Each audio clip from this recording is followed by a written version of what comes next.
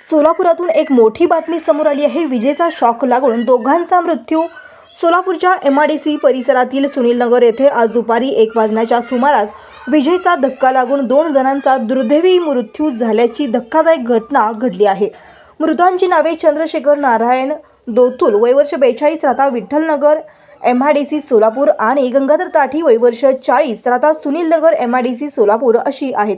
अशोक पोगुल यांच्या घराच्या गच्चीवर जाहिरात फलक काढण्याचे काम सुरू असताना MSEBच्या सर्व्हिस वायरचा स्पर्श झाल्याने हा अपघात घडला आहे। या प्रकरणी पोलिसात गुन्हा दाखल करण्याची प्रक्रिया सुरू आहे। पोलिसांनी घटनास्थळी भेट देऊन पंचनामा केला असून पुढील तपास सुरू आहे।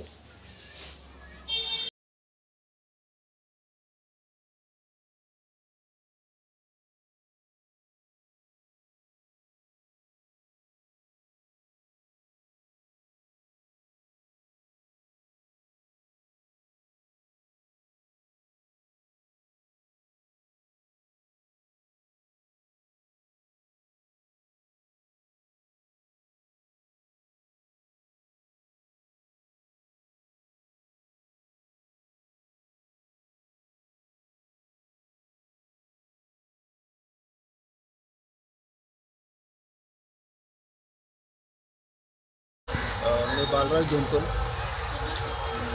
आज एक अपघात घटना घडली आहे। माझा भाऊ चंद्रशेखर दोनतुल आणि त्याचा सहकारी गंगाधर ताठी हे दोघे मिळून अशोक पोगुल या मालकाच्या घरी बॅनर फिटिंगचं काम करण्यास गेले होते। वरच्या 3ऱ्या मजल्यावर त्या घटनास्थळी त्यांचा अचानक असा विजेचा धक्का बसून त्यांचा जागीच त्यांनी बेशुद्ध अवस्थेमध्ये पडले आणि त्यांना या ठिकाणी आणल्यानंतर डॉक्टरांनी असे त्यांचा मयत झाला असं कळवलेलं आहे। तर या ठिकाणी काम करत असताना त्या अशोक पोगुले यांचं आज संपूर्ण जबाबदारी असतो की त्यांच्याकडून व्यवस्थित ते सांभाळून काम करून घ्यावे, पण तसं त्यांच्याकडनं काय झालं असं दिसत नाही आहे। तर ही जी घटना घडली आहे ते घटनेच्या मागं माझ्या भावाच्या मागं 2 मुलं आणि त्याची बायको अशी तिघांचं आहे। तर त्या करता हा एकटा असल्यामुळे त्यांच्या कुटुंबावरचा फार मोठा असा धक्का बसलेला आहे। तर आता आमची काय आता एकच असं आहे की जो अशोक पोगुल आहे तो त्यांचा जे काय पुढचं जे कार्य जे काही आमचं त्यांनी इथून निघून गेलेलं आहे। आता त्याच्या घराकडे सुद्धा आता कोण नाही आहे तिच्याकडे, सर्व त्या ठिकाणी कुलूप आहे त्याच्याकडे। तुमची काय मागणी आता काय मागणी, आता त्या मुलांचा भविष्याचा निर्वाह करणारा करायचा हा एकटा आहे।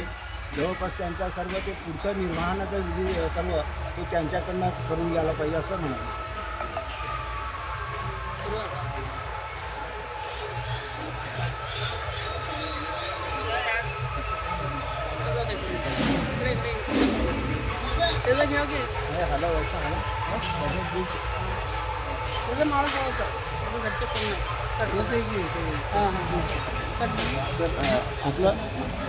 आपण हे गेलेलं आणि यांच्या घरात पण दोघं पण गेलेले आहेत त्या ठिकाणी। मग आता ह्या 3ऱ्या व्यक्तीचं काय नाही तर त्या मालकाशी आपण त्यांनी सांगावं असं काय आहे ते। आणि आम्हाला काय आहे ना, आता यांच्या मागं जे 2 मुलं आहेत, बायको आहे, त्यांचा भविष्य निर्वाहाचा पूर्ण प्रश्न निर्माण होतो आहे आणि ह्या बाबतीत ते त्यांच्या मालकाशी आम्हाला ते योग्य त्यांचा मुभा मिळाला पाहिजे। चंदूकडे आलं होतं, मग चंदूला नाश्ता करत होतं। त्यांनी म्हणलं चल रे दोघं मिळून अर्ध्या तासाचं काम आहे, चल म्हणलं। मग दोघं मिळून गेलं। मग त्यांच्यासाठी हे दोघं बी मेलेत। आता आमचं पोरांचं काय, आमचं काय परिस्थिती काय आमचं आता? त्यांनी असले तरच आमचं काम आहे, त्यांनी नसले तर आम्हाला काय बी नाही बघा। त्यांच्यावरच जीव आहे आमचं सगळ्यांचं, आमच्या पोरांचा जीव, आमच्या पोरांचा त्यांच्यावर जीव आहे।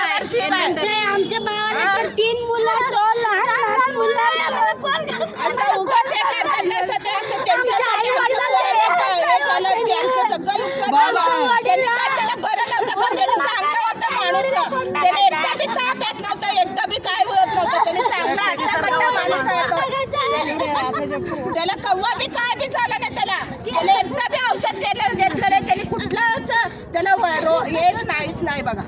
चांगल्या व्यक्तीला असं झालं, त्यांच्या आमचं काय आम्हाला सगळ्यांना बघितलं त्याने एकटा आम्ही कारवाई झाल्यानंतरच आम्ही बॉडी घेणार. आम्ही त्यांना काय बी झालं नाही, शिरपात मध्ये कशा काय पाठवण्याचे झाले का काय झालं त्यांना आम्ही कंप्लेंट देतो बघा दादा त्यांच्या नावावर.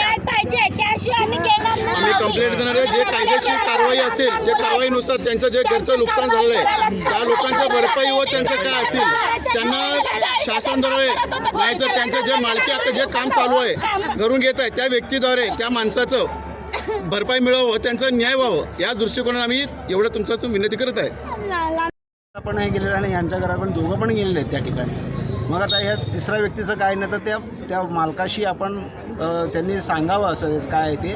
आणि आम्हाला काय आहे ना आता यांच्या मागं जे 2 मुलं आहेत, बायको आहे, त्यांचा भविष्य निर्वाहाचा पूर्ण प्रश्न निर्माण होतो आहे. आणि ह्या बाबतीत ते त्यांच्या मालकाशी आम्हाला ते योग्य त्यांचा मुभा मिळाला पाहिजे.